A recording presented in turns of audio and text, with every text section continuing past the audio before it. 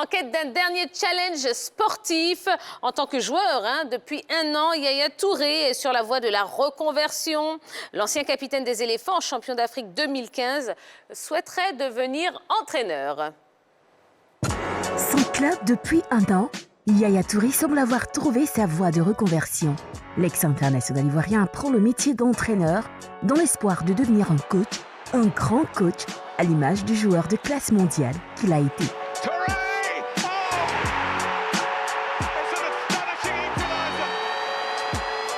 Dans un entretien relayé par The Coach's Voice, Yaya a révélé qu'au départ, certains entraîneurs qu'il a côtoyés ont estimé qu'il ferait un bon coach. S'il n'était pas réellement intéressé au départ, il explique que l'envie de devenir coach lui est venue naturellement.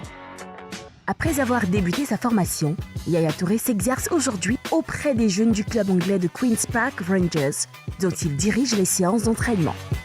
Le quadruple joueur africain de l'année est sur les traces de son frère aîné Kolo, actuel adjoint de Brendan Rodgers à Leicester City. Ses modèles, Jean-Marc Guillou, Roberto Mancini, Pep Guardiola et Jürgen Klopp, des managers. Alors, Yaya Touré, bientôt entraîneur, futur entraîneur, qu'est-ce que vous en pensez ?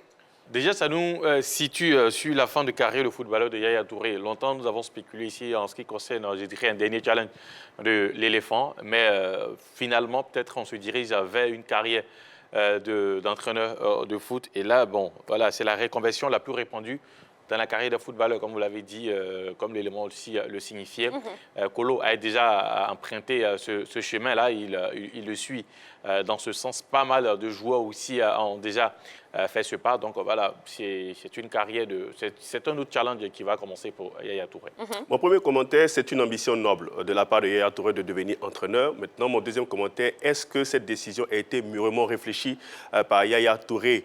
Parce que quand on suit un peu son interview qu'il a accordée aux médias Coach Voice, il a laissé entendre que c'est un manager qui lui a soufflé cette idée. Et donc, ça ne vient pas de Yaya Touré lui-même qui aurait mûrement réfléchi cette décision avant de l'annoncer. Donc, c'est un manager qui lui fait comprendre qu'il pourrait, pourquoi pas, devenir un coach. Maintenant, quand on vous fait une telle proposition, alors que lui, Yaya Touré, avait toujours l'ambition de jouer 1 an ou 2 ans avant de raccrocher, on se demande bien, est-ce que le garçon, avec cette nouvelle donne, pourra réussir dans ce métier? On attendra de voir tout simplement. Mais j'estime que la décision ne vient pas d'abord de lui. Ce n'est pas lui-même, ce n'est pas de sa propre volonté de devenir entraîneur dès le départ après sa carrière. Lui, il avait toujours envie de jouer, parce qu'il se disait qu'il avait toujours la possibilité de donner un plus encore au football. Il estimait qu'il n'était pas encore fini. Bon, là, il n'a peut-être plus le choix parce que les propositions, il n'en avait plus. Et donc, du coup, il a décidé de devenir entraîneur. C'est une bonne chose, mais j'attendrai de voir encore.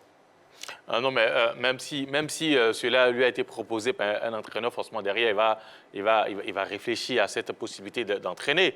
Il ne va pas se lever parce que, bon, parce qu'on a été conseillé par un ancien coach, on ne va pas se lever tout de suite pour se jeter, je dirais, dans la danse. Forcément, il a mûri l'idée, il a essayé de discuter avec son entourage. C'est ce que la plupart des footballeurs font. Dès qu'il y a une décision à prendre, ils ne prennent pas cette décision tout seul. C'est vrai, il a été peut-être conseillé, mais derrière, il a pris la peine quand même d'interroger son entourage, savoir un peu, est-ce que cette reconversion-là, lui, irait très bien. D'ailleurs, son frère aîné est déjà dedans, donc on imagine très bien que c'est vrai, peut-être qu'il a été conseillé, mais le choix aussi, peut-être il a envie de faire cela. D'accord. Balo, qu'est-ce que vous en pensez? Oui, c'est une bonne nouvelle pour Yaya Touré. En tout cas, ça montre sa volonté d'insuffler sa science du football, c'est pas mal. Et d'autant plus que ça fera peut-être un potentiel sélectionneur pour l'équipe nationale de Côte d'Ivoire, même s'il ne faut pas aller vite en besogne. Donc, vous allez un peu vite quand même. Oui, c'est déjà pas mal. C'est déjà pas mal. Ça fait déjà un nom qui circule. Il va faire ses armes, il va apprendre à insuffler sa science tactique, à insuffler sa connaissance du football. Et c'est une bonne nouvelle. Ça fait, comme on dit, un entraîneur de plus pour la Côte d'Ivoire. Bon, est-ce que le fait d'avoir été un excellent footballeur va faire forcément de vous un bon entraîneur? Non, ce n'est pas une garantie. C'est vrai que la reconversion est plutôt normale. Rester dans le cadre du football, c'est plutôt normal, mais ce n'est pas une garantie en tant que bon joueur d'être un meilleur entraîneur parce qu'on a quelques exemples qui prouvent cela. On a Alain Giresse qui était quand même un très bon joueur, mais qui a été viré après 11 matchs au PSG. On a aussi Feu Diego Maradona qui était, lui, l'excellent joueur, mais qui n'a pas véritablement brillé en tant qu'un bon entraîneur. Donc, pour moi, on peut être bon joueur, mais pas forcément très bon entraîneur. Même ici, hein, on pense évidemment à Didier Otokore, qui a fait une très très belle carrière de joueur. Et puis en tant qu'entraîneur, bon, ça a été quand même assez bref. Oui, seulement Thierry Henry, qui est arrivé du côté de Monaco. Et qui il ne s'est pas imposé, il a été obligé de repartir. Donc, ce n'est pas une garantie, c'est vrai. On connaît presque tout ce qui régit le football, mais ce n'est pas une garantie. Oui, mais Thiamo, je tiens à dire que Yaya Touré a quand même les qualités. Pour moi, hein, pour être un bon coach, il a déjà du caractère.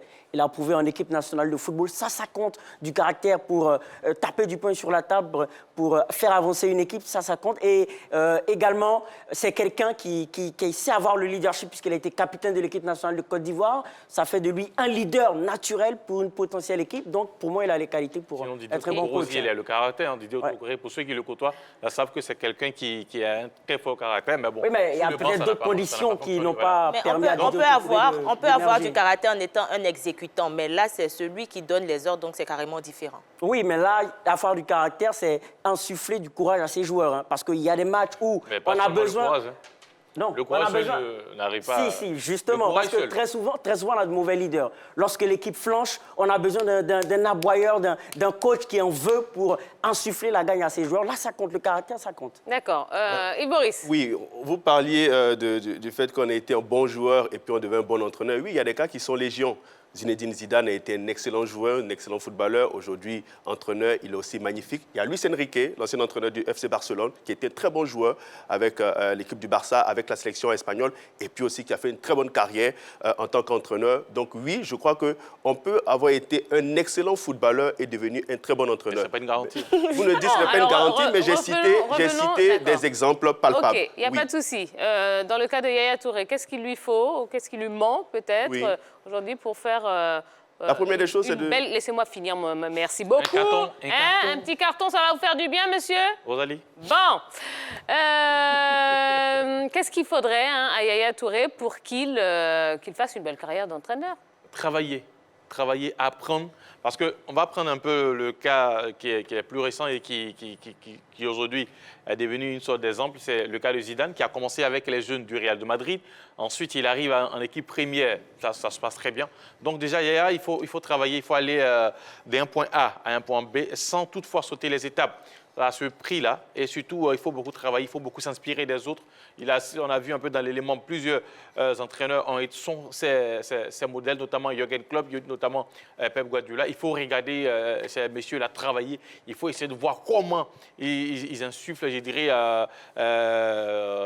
leur connaissance à leurs différentes équipes afin de mieux, à son niveau, s'adapter et peut-être conduire à lui aussi son équipe qui l'aura entraîné dans le futur. Oui, d'abord, l'expérience, c'est-à-dire faire ses armes. Et également, il faut qu'il ait le flair. Parce que Zinedine Zidane, c'est quelqu'un qui avait du flair. Donc, Yaya Touré va sans doute développer cette qualité-là au fur et à mesure qu'il aura de l'expérience. Donc, avoir du flair et de l'expérience, je pense que ce sont les deux qualités qui lui permettront d'égaler, pourquoi pas, Zinedine Zidane. La première des choses, c'est de bien se former, passer ses diplômes correctement.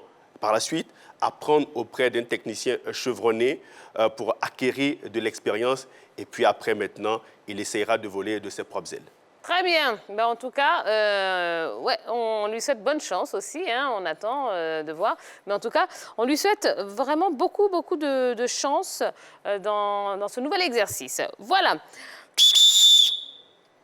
Allez, on va marquer la première pause de la soirée. On va faire un petit peu de ménage sur le plateau. Parce que Henri Jo, vous allez sortir. Yves Boris, Ballot, vous allez sortir également. Puisque dans un instant, Jean-Philippe, Roger Stéphane et notre invité, oui, notre champion olympique de taekwondo, Cissé Cheikh Salah, seront sur le plateau de la Grande Team.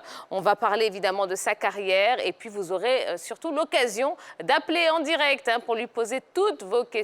Alors, prenez tout de suite le numéro si vous ne l'avez pas déjà. Il s'agit évidemment du 21 59 93 99. À tout de suite.